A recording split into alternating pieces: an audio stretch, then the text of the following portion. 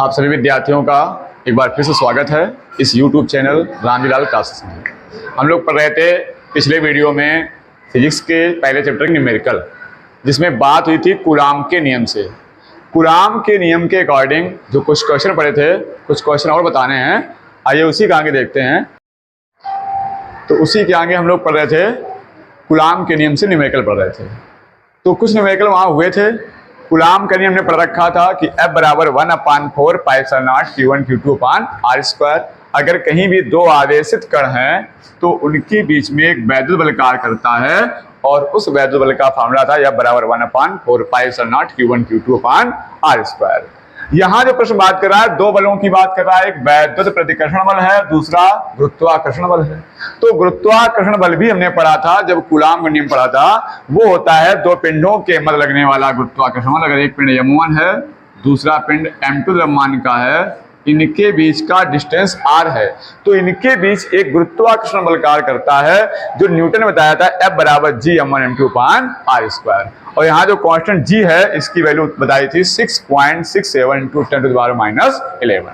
अब इसी के अकॉर्डिंग इस क्वेश्चन को सॉल्व करते हैं। तो प्रश्न लिखा दो अल्फा कण निकल है, दो अल्फा कण है कहाँ, परस्पर 0.1 एंगस्ट्रॉम दूरी पर हैं। तो क्या उनके बीच कार्यरत विद्युत प्रतिकर्षण बल तथा गुरुत्वाकर्षण बल से कितने गुना है।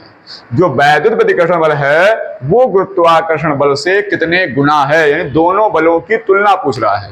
तो आइए देखें कैसे सॉल्व करते हैं इसको। दो अल्फा कण है, हमने कह दिया एक अल्फा कण ये हो गया और दूसरा अल्फा कण ये हो गया। अब इनके बीच का डिस्टेंस आया उसने 0.1 एंगस्ट्रॉम, तो इनके बीच की दूरी हो गई 0.1 एंगस्ट्रॉम। प्रश्न फिर लिख रहा है, अब बात है अल्फा कण की। तो हम जानते हैं अल्फा कण जो होता है, इनके पास दो चीजें हैं। क्या क्या दो चीजें हैं? एक तो इनके पास आवेश होता है, चार्ज होता है अल्फा कण पर। कितना होता है? वो होता है 3.2 इंटू 10⁻⁻19 कूलाम। ये भी अल्फा कण है, तो इस पर भी आवेश होगा 3.2 इंटू 10⁻⁻19 कूलाम। अब ये कण है तो कण के पास द्रव्यमान भी होता है। तो अल्फा कण पर द्रव्यमान होता है, वो आपको पता होना चाहिए, वो 6.6 इंटू 10⁻⁻27 किलोग्राम।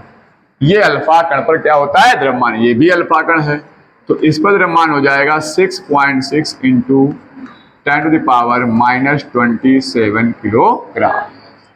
अब हमें यहाँ जो पिंड है या कण है, इन कणों की वजह से, द्रव्यमानों की वजह से जो बल कार्य करेगा वो हो जाएगा गुरुत्वाकर्षण बल, और जो आवेशों की वजह से बल काम करेगा वो बल हो जाएगा आपका वैद्युत बल।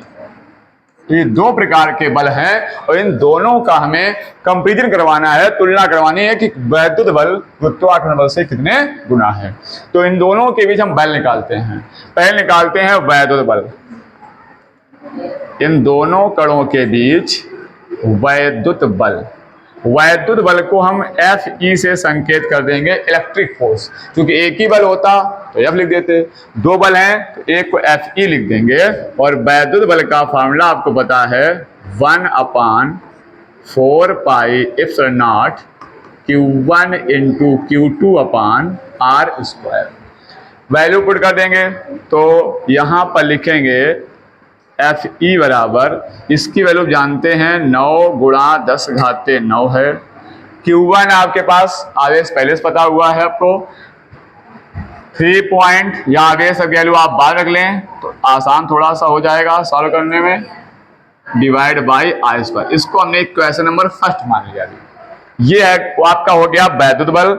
अब निकालते हैं हम गुरुत्वाकर्षण बल। तो लिखेंगे गुरुत्वाकर्षण बल।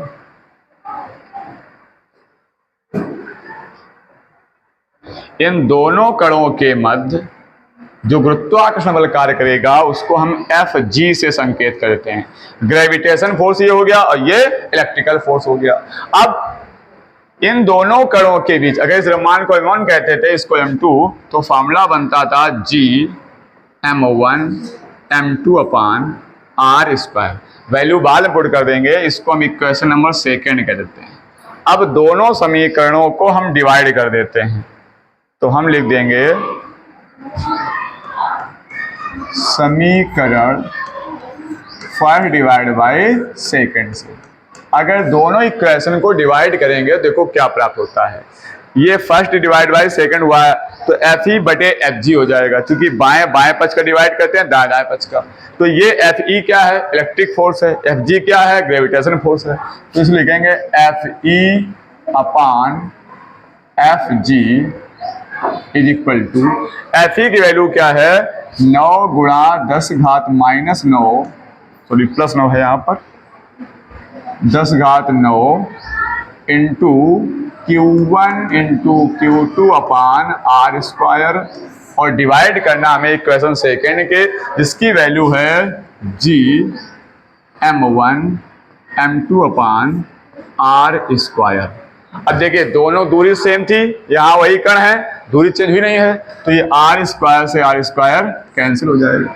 अब वैल्यू पुट करते हैं, तो एफ ई अपॉन एफ जी बराबर, एफ ई की वैल्यू है 9 गुणा 10 घाते 9, और Q1 का जो आपका मान है वो दोनों पर Q1 Q2 सेम है, कितना है 3.2 into 10 to the power minus 19, Q2 का मान भी है 3.2 into 10 to the power minus 19 divide by G. G क्या है, सार्वत्रिक गुरुत्वाकर्षण नियतांक, जिसकी वैल्यू है 6.67 into 10 to the power minus 11 into M1 कितना है आपका, M1 है 6.6 into 10 to the power minus का 27 इंटू M2 का मान भी वही दिया हुआ है 6.6 into 10 to the power minus 27।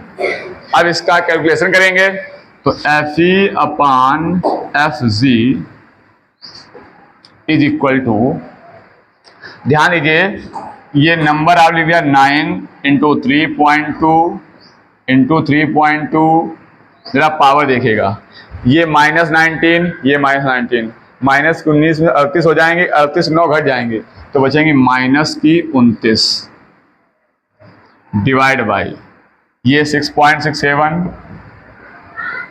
Into ये 6.6 इंटू ये 6.6 पावर ये माइनस 27 माइनस 27 ये हो जाएंगे 54, 54 11 हो जाएंगे नहीं 65, 10 माइनस 65 ऊपर जाएंगे प्लस के जाएंगे 10 घात 65। अब इसका मल्टीप्लाई कर लेते हैं तो कैलकुलेटर थोड़ा बड़ा है, इसको हम कर लेते हैं, पहले करना है 9 इंटू 3.2 इंटू 3.2, ये आ जाएगा 92.16 गुणा गा, देखिए ये 65 से 29 घट जाएंगे तो 15 में 9 हो गए 6 और यहाँ बचेंगी 5, 5 तो घटाओगे 3, करीब 36, वो भी प्लस की। नीचे कैलकुलेशन करेंगे तो 6.67 इंटू 6.6 इंटू 6.6 ये करीब आ जाएगा 290.54। इसका हम डिवाइड करेंगे 92.16 में, तो 92.16 डिवाइड कर रहे हैं 290 से 0.54 से, तो ये करीब वैल्यू 0.48 के आसपास आ जाती है। इसका कैलकुलेशन एक बार दोबारा से ट्राई कर लें, 0.31 के आसपास आ रहा है, 0.317 के आसपास है इंटू 10 टू भागना बचा 36। अब यहाँ दशमलव अगर एक खसका देते हैं इस साइड तो इसको आप लिख सकते हैं 3.2 इंटू 10 टू 36। ये क्या है, एफ ई अपॉन एफ जी का मान। इसको आप ऐसे देते हैं कि एफ ई बराबर, अगर क्रॉस मल्टीप्लाई करें एफ जी तो चला जाएगा, तो एफ ई बराबर लिखेंगे 3.2 into 10 to the power 35 G F G. ये वैल्यू निकल के आती है एफ ई और एफ जी के रिलेशन की, यानी जो वैद्युत बल है वो गुरुत्वाकर्षण बल से 3.2 गुणा 10 घाते 35 गुना होता है। आगे देखते हैं क्वेश्चन। 14 नंबर। ये देखिए सवाल लिखा है, दो धनावेश जो कि परस्पर 0.1 मीटर की दूरी पर हैं एक दूसरे को 18 न्यूटन के बल से प्रतिकर्षित करते हैं। अभी तक प्रश्नों में बल पूछ रहा था, इस प्रश्न में उसने कह दिया है कि दोनों बल 18 न्यूटन के बल से प्रतिकर्षित करते हैं। दोनों बल एक दूसरे को 18 न्यूटन के बल से प्रतिकर्षित करते हैं। तो कह रहा है उनके बीच विद्युत बल ज्ञात करना है। आपको क्या ज्ञात करना है? विद्युत बल ज्ञात करना है। आइए देखिए,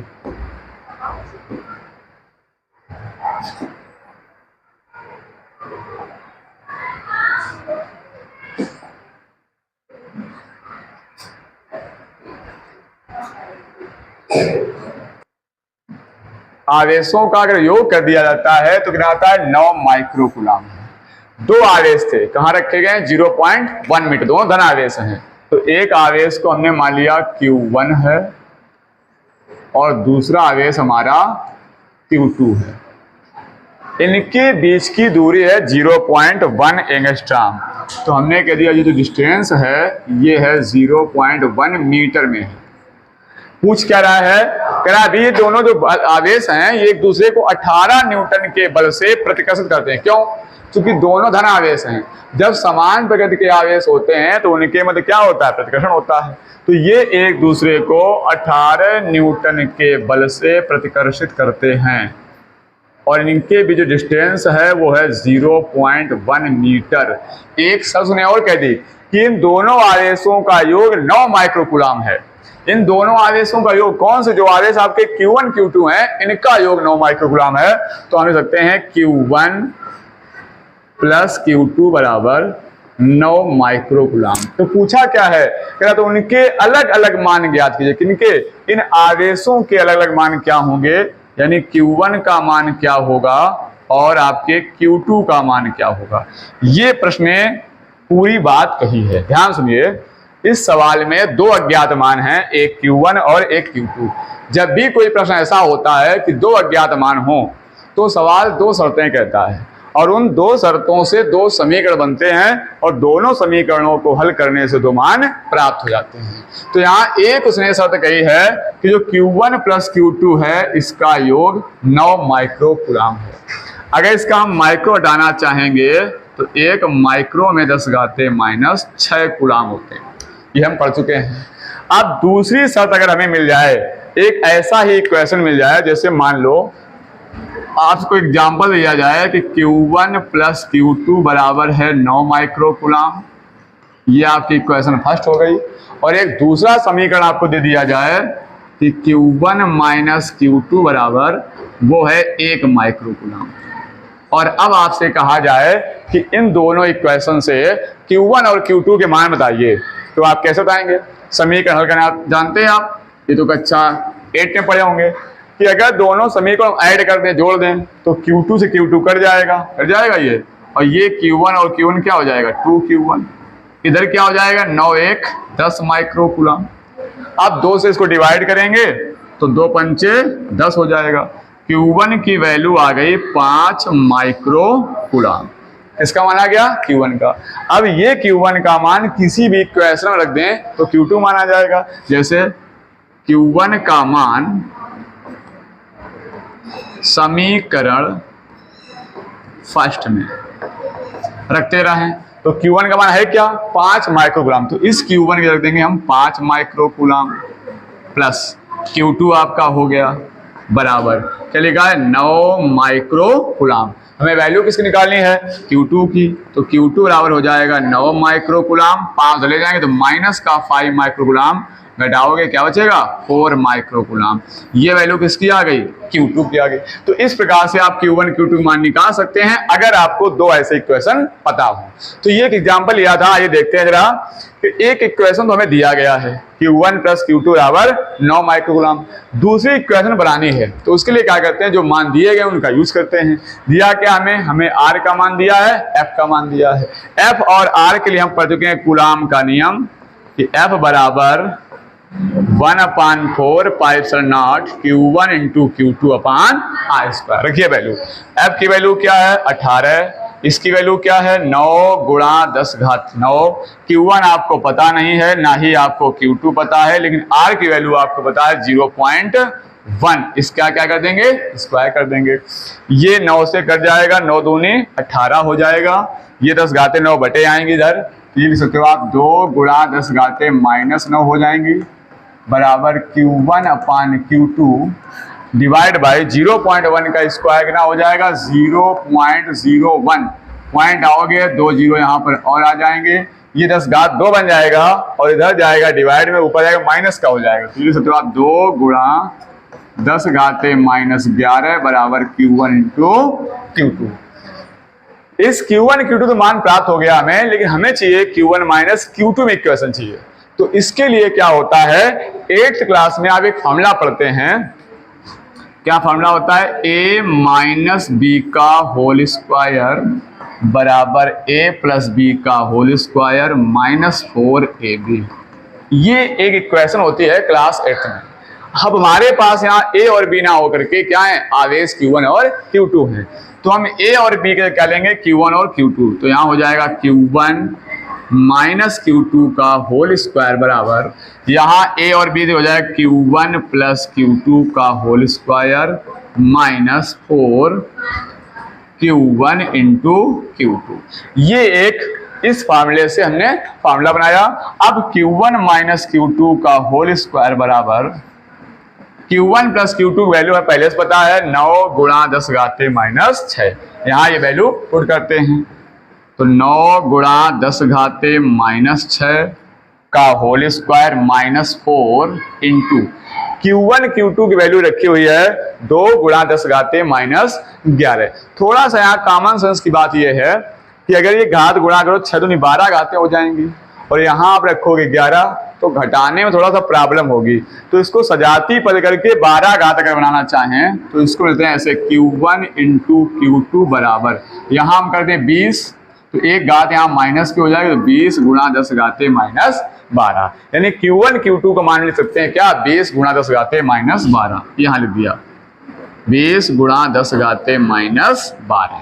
अब देखिए Q1 माइनस Q2 का होल स्क्वायर बराबर, इसका स्क्वायर करेंगे तो 9 का स्क्वायर क्या हो जाएगा 81, 81, और घात पे घात क्या होता है गुणा, तो 6 दूनी 12 माइनस 20 को 80 गुणा 10 घाते -12। अब देखो यहाँ 10 घाते -12, यहाँ भी 10 घाते -12 बराबर है कहते हैं। अब ये सजातीय पद हैं, घटा देंगे इनको, तो 81 मान लो ये x होता -80x, तो क्या बचता 1x, x समझते हो 10 घाते -12।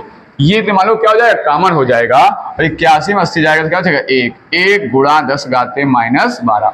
जल्दबाजी में घाते में घटा देना, नहीं 81 80 जाएगा तो एक ही लिख दो, पता लगे 10 घाते -12 भी आएगा। तो ये वैल्यू किसकी आ गई, Q1 माइनस Q2 के होल स्क्वायर। ये 10 घाते -12 स्क्वायर, तो जब स्क्वायर बना सकते हैं, इसको कहते हैं ऐसे कि Q1 माइनस Q2 का होल स्क्वायर बराबर, इसको कहते हैं 1 गुणा 10 घाते -6 का होल स्क्वायर। अब ये स्क्वायर से स्क्वायर कैंसिल हो जाएगा, इधर बचेगा Q1 माइनस Q2 और इधर बचेगा 1 गुणा 10 घाते -6। ये कायम होगा, कूलाम में होगा, क्योंकि हमने कूलाम में वैल्यू रखी थी। अब अगर इसका हम 10 घाते -6 कूलाम हटाना चाहें तो ले सकते हैं माइक्रो कूलाम, क्योंकि ये वैल्यू माइक्रो कूलाम में है। माइक्रो डाया 10 घाते -6 आया, 10 घाते 6 डालेंगे क्या जाएगा, माइक्रो आ जाएगा। तो ये 10 घाते 6 कूलाम हटाएंगे तो इसको ले सकते हैं Q1 माइनस Q2 बराबर 1 माइक्रो कूलाम। इसको हमने कह दिया समीकरण नंबर 2। जो आपको चाहिए था Q1 माइनस Q2 में इक्वेशन वो प्राप्त हो गई। एक इक्वेशन आपकी Q1 प्लस Q2 में थी 9 माइक्रोग्राम, दूसरी आपकी आई Q1 माइनस Q2 में 1 माइक्रोग्राम। अब दोनों इक्वेशन को हल कर देंगे, तो लिख देंगे समीकरण फर्स्ट व सेकेंड को हल करने पर। अब पहले इक्वेशन लिखी Q1 प्लस Q2 बराबर 9 माइक्रोग्राम ये वाली, दूसरी की Q1 माइनस Q2 बराबर 1 माइक्रोग्राम ये वाली, दोनों को सॉल्व कर दिया। Q1 का मान आ गया 5 माइक्रोग्राम और Q2 का मान आ गया 4 माइक्रोग्राम। तो इस प्रकार से ये क्वेश्चन आप सॉल्व कर सकते हैं।